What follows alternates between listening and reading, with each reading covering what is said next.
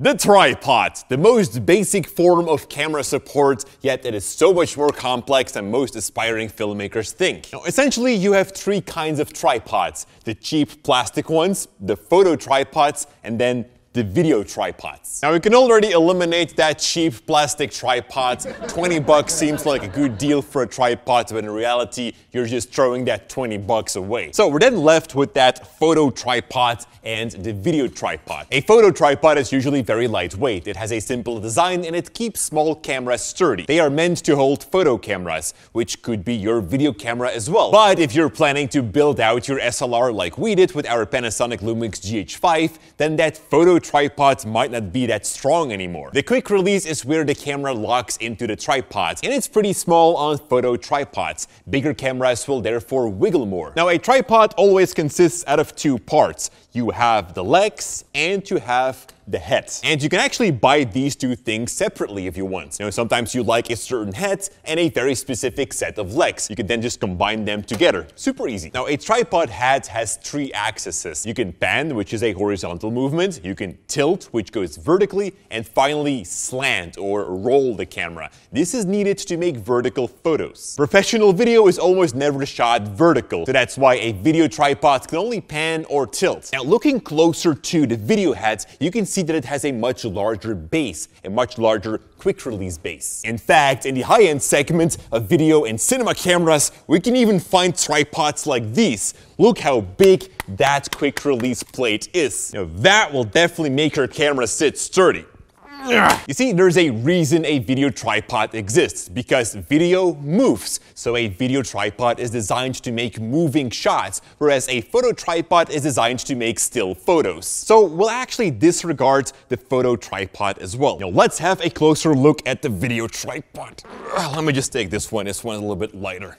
So you'll find three controls on here. There's the drag or friction controls, the counterbalance, and the locks. Now, not all video tripods have all three functionalities, and that's where the price difference is at. Now, the locks are usually always there. You can find them back here at your pan control. Locking that will make sure that you can't pan anymore. The same thing with the tilt as well. If you lock that, you can't tilt anymore.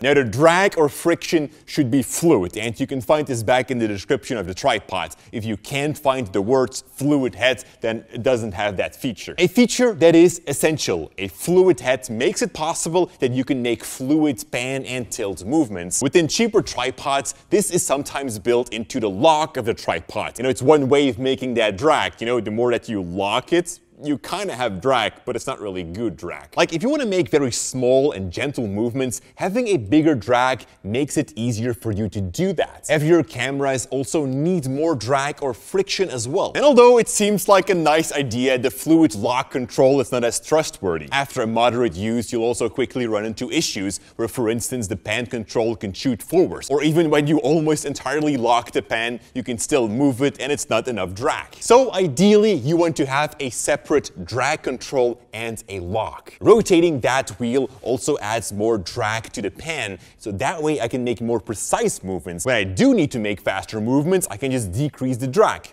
A tripod like this will last so much longer, although they are a little bit more expensive. That is up to you to decide which one to get. And finally, we have the counterbalance. This is the feature that not all video tripods have, and is usually only needed with heavier cameras. Although, if your budget allows, then do get that feature as well, as it will make your tripod ready to use on perhaps a future camera that is going to be heavier. A tripod is not an electronic device, so it could last a lifetime. That is why I wouldn't cut down on something like that. So the counterbalance is a spring in the head, pushing back when it's being tilted. And you have different kind of strength settings in here. The idea is to put it at the right amount so that your camera always stays at the position it's being tilted in without having to use the lock. And that's actually needed to avoid camera shake when you need to film from an angle and have to make efforts to keep the camera still. So that's why this is an optional feature, which is more important for heavier cameras. Now let's have a look at the legs, which either come with or without a spreader, which is right here in the middle. The spreader makes sure that the legs stay in place and just makes the whole thing more sturdier in general. Now there are mid spreaders like this one right here, but there are also ground spreaders or bottom spreaders like the heavy tripod right here.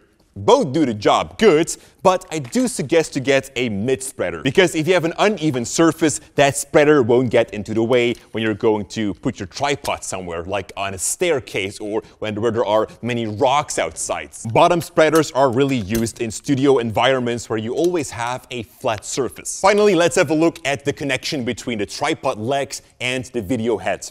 You can either have a bowl head, also called half bowl, or flat mount. In most cases, the half bowl from the head can also be detached, so that way you kind of have like 2 in 1. In the industry standard, we always work with bowl heads. There are some exceptions where a flat mount goes directly onto the legs, but I wouldn't recommend that. You see, the great thing about the bowl heads is that they are laid within a bowl of the legs. On the bottom, you can then lock it into place. And having that bowl allows you to level the video heads, as you can see. There's almost always some kind of a level tool on the top to help you with that. This means that you can extend the legs of a tripod very quickly the way you want, and you don't need to worry about if your tripod is straight or not. You can just use a lock here on the bottom, use the bowl head to level your camera. Bowl heads come in 2 sizes, 75 and 100 millimeters. You can always adapt 100 to 75, just like with the step-up rings that we talked about before, but you cannot go from 75 to 100. Again, that's something to keep in mind. So that is the story about the tripod. In the next lesson, we're going to talk about when to use a tripod, and also I've got a very good exercise for you to practice your panning and tilting.